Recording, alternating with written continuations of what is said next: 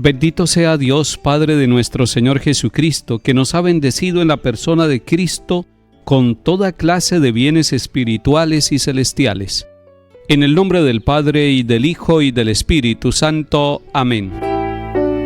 Lectura del primer libro de los Reyes, capítulo 8. En aquellos días, Salomón convocó a palacio en Jerusalén a los ancianos de Israel, a los jefes de tribu y a las cabezas de familia de los israelitas, para trasladar el arca de la alianza del Señor desde la ciudad de David, o sea, Sión. Todos los israelitas se congregaron en torno al rey Salomón, en el mes de Etanín, el mes séptimo, en la fiesta de las tiendas. Cuando llegaron todos los ancianos de Israel, los sacerdotes cargaron con el arca del Señor, y los sacerdotes levitas llevaron la tienda del encuentro, más los utensilios del culto que había en la tienda.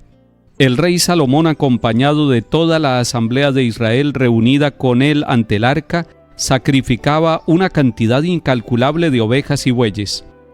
Los sacerdotes llevaron el arca de la alianza del Señor a su sitio, al camarín del templo, al Santísimo, bajo las alas de los querubines, pues los querubines extendían las alas sobre el sitio del arca y cubrían el arca y los varales por encima. En el arca solo había las 2 tablas de piedra que colocó allí Moisés en el Horeb, cuando el Señor pactó con los israelitas al salir de Egipto. Cuando los sacerdotes salieron del santo, la nube llenó el templo, de forma que los sacerdotes no podían seguir oficiando a causa de la nube, porque la gloria del Señor llenaba el templo. Entonces Salomón dijo: El Señor puso el sol en el cielo, el Señor quiere habitar en la tiniebla, y yo te he construido un palacio, un sitio donde vivas para siempre. Palabra del Señor. Gloria a ti, Señor Jesús.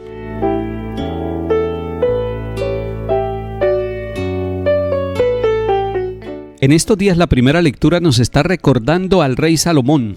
Salomón era hijo del rey David, y que el rey David había tenido una ilusión, un proyecto, construirle un templo al Señor. Pero es su hijo Salomón el que realmente va a construir el templo, el majestuoso templo de Jerusalén, el templo del rey Salomón. Todavía se encuentra en Jerusalén la gran explanada del templo de Salomón. Cuando ustedes quieran saber sobre el templo de Jerusalén, vayan al primer libro de los Reyes, capítulo 6. Dice que el templo del Señor construido por Salomón medía 30 metros de largo, 10 de ancho y 15 de alto. Era un templo majestuoso, era un templo hermosísimo, y allí sucede lo que estamos leyendo hoy en el capítulo 8 del primer libro de los Reyes. Como ya está construido el templo, majestuoso y bello, como hemos dicho, van a llevar allí todos los israelitas, encabezados por el rey Salomón, el arca de la alianza. ¿Qué contiene el arca de la alianza? El arca contiene las tablas de la ley que había recibido Moisés allá en el Horeb, y que significan la alianza: tú serás mi pueblo y yo seré tu Dios. Recuerden ustedes que esa arca la habían llevado ellos incluso al campo de batalla para que los defendiera, para recordar y llenarse de coraje y de valentía, sabiendo que Dios los había elegido como pueblo y que los iba a defender en todo momento. Ahora la llevan al templo de Jerusalén y van en procesión y van cantando. Cuando quieran profundizar sobre este tema, lean en el primer libro de los Reyes todo el capítulo 8. Es una oración hermosísima del rey Salomón, dándole gracias a Dios por la historia de salvación. Nosotros, en el Nuevo Testamento, no tenemos las tablas de la ley. Tenemos un signo mayor de alianza, que es Cristo Jesús. Y por eso, en todo templo cristiano católico, nosotros no encontramos unas tablas de la ley, de los mandamientos. Encontramos a Cristo vivo en la Eucaristía, el pan de vida.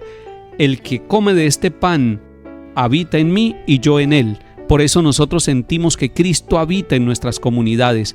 Por eso en cada templo católico hay una lucecita encendida diciendo que la alianza amorosa y misericordiosa de Dios para con toda la humanidad sigue viva y está con nosotros.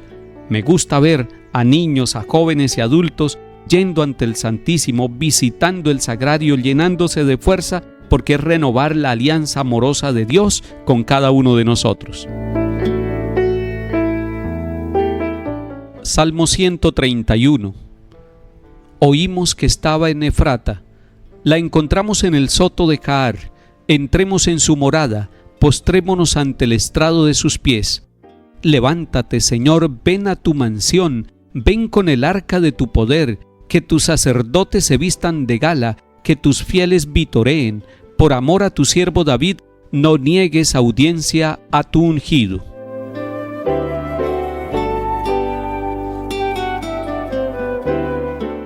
Lectura del Santo Evangelio según San Marcos, capítulo 6. En aquel tiempo Jesús y sus discípulos, terminada la travesía, tocaron tierra en Genesaret y atracaron. Apenas desembarcados, algunos lo reconocieron y se pusieron a recorrer toda la comarca. Cuando se enteraba la gente dónde estaba Jesús, le llevaban los enfermos en camillas. En la aldea o pueblo o caserío donde llegaba, colocaban a los enfermos en la plaza y le rogaban que les dejase tocar al menos el borde de su manto, y los que lo tocaban se ponían sanos. Palabra del Señor. Gloria a ti, Señor Jesús.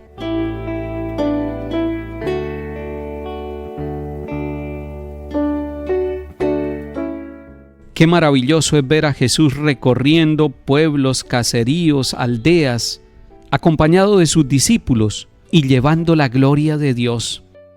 En la primera lectura que escuchamos hoy, nos encontramos con un templo donde están las tablas de la ley.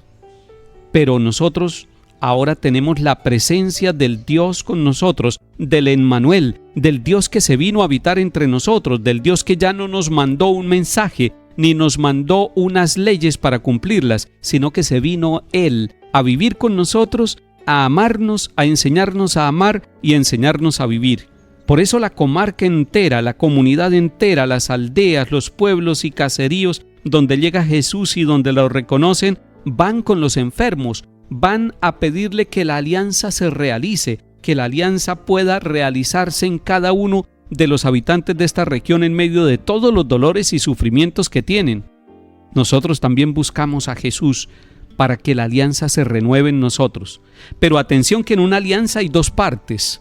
En una alianza está la parte de Dios y la parte del ser humano. Jesús es Dios y hombre verdadero.